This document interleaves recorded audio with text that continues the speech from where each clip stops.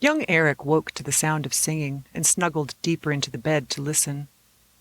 Maman's magic voice trilled, reminding him of the songs of the birds he loved to watch.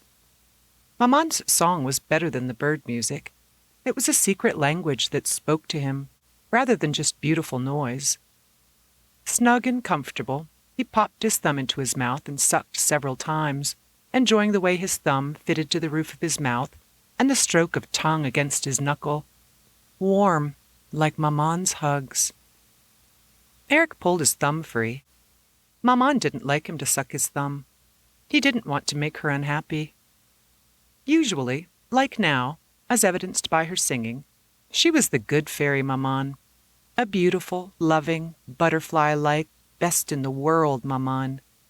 But sometimes, when unhappy, she would become the bad fairy Maman. He didn't like bad fairy Maman.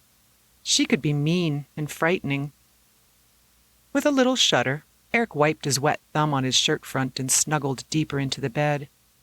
He didn't want to think of bad fairy Maman, especially because he hadn't seen the change come over her. It was most obvious in her eyes, in quite a while. He closed his eyes and listened to her sweeping and singing until his thoughts floated away in the sounds. Smiling, he rose and ran to the kitchen to greet her. Apparently hearing his footsteps as they pounded against the wooden floor, Maman had already leaned the broom against the table and turned toward the dark hall. As he entered the room, she squatted and threw her arms open, a brilliant smile stretching her mouth and shining from her eyes. "There you are, sleepyhead," she cooed.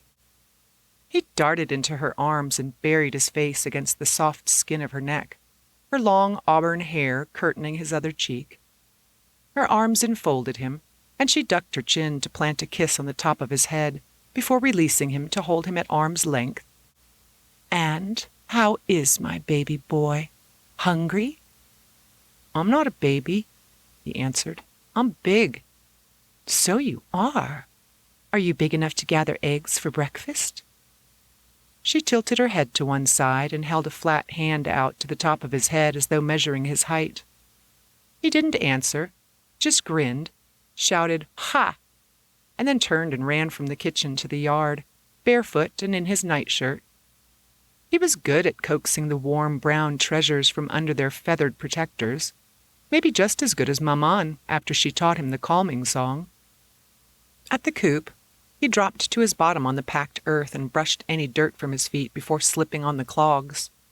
He would make her unhappy if he tracked chicken soil into her clean kitchen. After gathering the eggs into the basket, 16 this morning, as usual, he walked back to the kitchen, placing each foot with care to ensure no broken ones. His tongue stole to his lips in anticipation of the soft-boiled treasure for breakfast. After breakfast, Maman tidied the kitchen. "French or Russian first?" she asked. He always chose French first, as it was easiest, but she always asked. He thought it was her way of reminding him he must do both. "French, please." He ran to the cupboard that held his slate board, then returned to the table and crawled onto a chair, ready for his lessons. A small sigh escaped his lips as he gripped his chalk. He enjoyed his lessons, but how much more would he have enjoyed joining other children at the village schoolhouse? He would never know. Maman never let him leave their yard, not unless sure no one would see him. Such hidden nighttime excursions were infrequent. She had explained that he was perfect, special, and that she wanted him all to herself. It was a delightful thing to hear, but still. The first time he'd been stupid enough to dress, tell her he was going to school, and actually try to leave the house, Maman had been angry. The second time, when he had begged to go to school, she became enraged. Her eyes narrowed, both turning darker and yet seeming to blaze at him. Her mouth contorted into a sneering, gnashing monster. She flung things at him, chasing him, screeching insults and calling him ungrateful.